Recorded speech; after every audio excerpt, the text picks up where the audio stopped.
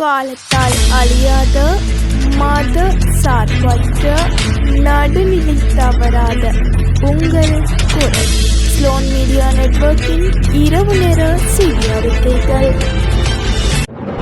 முதலில் தலைப்புச் செய்திகள். பிரான்சை ஒழுகிய சூறாவளி 41 பேர் காயம். எல் நினோ அக்டோபர் நவம்பரில் வெள்ள அபாயம். சீனா மீது அணுகுண்டு வீச திட்டமிட்ட அமெரிக்க தளபதி. 3ஆம் உலகப் போர் பற்றி அச்சமூட்டிய போர். தங்கத்தின் விலையில் தலைகள் மாற்றம். இன்று பதிவாகியுள்ள புதிய நிலவரம். ஐபோன் வாங்குவோருக்கு வெளியான அதிர்ச்சி தகவல். புறக்கோட்டை பேருந்து நிலையத்தில் சிக்கிய 1000க்கும் மேற்பட்டோர். பாகிஸ்தான், சவுதி, துருக்கி ராணுவ கூட்டணியில் ஈரான் இணையுமா? முன்வைக்கும் முக்கிய நிபந்தனை. முச்சக்கர வண்டி செலுத்துவதற்கான வயது வரம்பு அரசாங்கத்தின் முடிவு தொடர்பில் அமைச்சரின் அறிவிப்பு. துருப் ஜூரலின் சதம் இந்தியா ஆதிக்கம். ஜெய்ஸ்வால் அசித பெர்னாண்டோவுக்கு அபராதம். விரிவான செய்திகள். புதிய ஐபோன் மாடல்களின் விலையை 9% வரை உயர்த்த ஆப்பிள் திட்டமிட்டுள்ளதாக தகவல்கள் வெளியாகியுள்ளது. மெமரி சிப்கள் மற்றும் உற்பத்தி செலவுகள் அதிகரித்துள்ளதால் இந்த விலை உயர்வு ஏற்படலாம் என தெரிவிக்கப்படுகின்றது. சாம்சங் மற்றும் கூகுள் உள்ளிட்ட நிறுவனங்களில் விலையை உயர்த்தியுள்ள நிலையில் ஆப்பிளின் அதிகாரப்பூர்வ அறிவிப்பு இதுவரை வெளியாகவில்லை. எல்நினோ நிலைமை தீவிரமடைவதால் இலங்கையில் எதிர்வரும் அக்டோபர் மற்றும் நவம்பர் மாதங்களில் பருவகால சராசரியை விட அதிக மழை பெய்யக்கூடும் என வளிமண்டலவியல் திணைக்களம் எச்சரித்துள்ளது.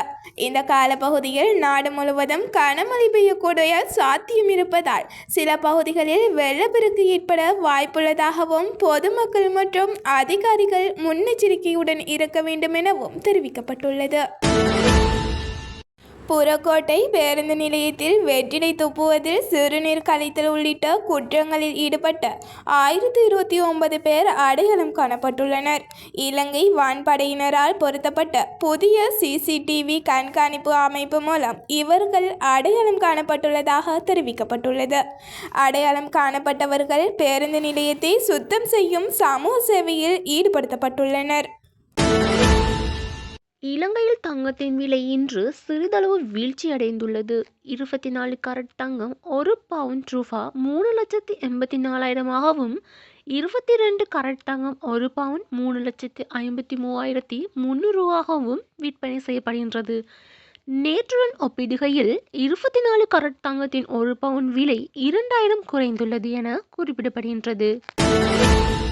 முச்சக்கர வண்டி ஓட்டுவதற்கான குறைந்தபட்ச வயதை 40ஆக உயர்த்த முடிவு இதுவரை அரசாங்கத்தால் எடுக்கப்படவில்லை என அமைச்சர் நலிந்த ஜெயதிஸ்த தெரிவித்துள்ளார். பாடசாலை கல்வியை இடைநிறுத்தியவர்கள் மற்றும் உயர்தரத்துக்கு பின்னர் படிப்பை நிறுத்தியவர்களுக்கு தொழிற்பயிற்சி வழங்குவது தொடர்பாக பல்வேறு முன்மொழிகள் கிடைத்துள்ளதாக அவற்றில் சில நடைமுறைப்படுத்தப்பட்டு வருவதாகவும் அவர் கூறினார்.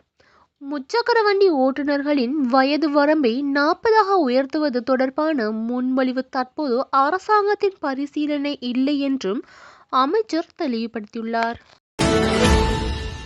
பிரான்சின் தென்மேற்கு பகுதியில் உள்ள போமாஸ் கிராமத்தில் நேற்று மாலை மணிக்கு 117 கிலோமீட்டர் வேகத்தில் வீசிய பலத்த காற்றால் பெரும் சேதம் ஏற்பட்டுள்ளது. இந்த அனர்த்தத்தில் 41 பேர் காயமடைந்துள்ளதுடன் 15 பேர் வைத்தியசாலையில் சிகிச்சை பெற்று வருகின்றனர். மேலும் சுமார் 300 வீடுகள் சேதமடைந்துள்ளதாக தெரிவிக்கப்பட்டுள்ளது. மீட்பு மற்றும் நிவாரணப் பணிகளுக்கு 100க்கும் மேற்பட்ட பணியாளர்கள் சம்பவ இடத்திற்கு அனுப்பப்பட்டுள்ளனர். 1950ஆம் ஆண்டு டிசம்பர் 5ஆம் தேதி கொரிய போரின் போது வடகொரியாவின் தலைவர் பியாங்கோங் வீழ்ச்சியை BBC ஒளிப்பதிவாளர் சிரில் பெய்ஸ் பதிவு செய்தார். எரிந்து கொண்டிருந்த நகரிலிருந்து தப்பிச் செல்ல மக்கள் பெருமளவில் வெளியேறிய காட்சிகள் அப்போது ஒளிபரப்பப்பட்டன. கொரிய போரின் முக்கிய திருப்பு முனையாக பியாங்கோங் வீழ்ச்சி அமைந்ததுடன் அந்த போர் கொரிய தீபகற்பத்தின் எதிர்காலத்தையும் உலகளாவிய அணு ஆயுத அச்சுறுத்தலையும் தீவிரமாக பாதித்தது. மெக்கா பாதுகாப்பு ஒப்பந்தத்தில் இணைய ஈரானுக்கு இதுவரை அதிகாரப்பூர்வ அழைப்பு விடுக்கப்படவில்லை என ஈரான் தெரிவித்துள்ளது. பாகிஸ்தான், சவுதி அரேபியா மற்றும் துருக்கி ஆகிய நாடுகள் கையெழுத்திட்டுள்ள இந்த ஒப்பந்தம் தொடர்பாக பிராந்திய பாதுகாப்பு குறித்து பேச்சுவார்த்தை நடத்தி சில முன்மொழிகள் கிடைத்துள்ளதாக ஈரான் வெளியுறவுத்துறை தெரிவித்துள்ளது.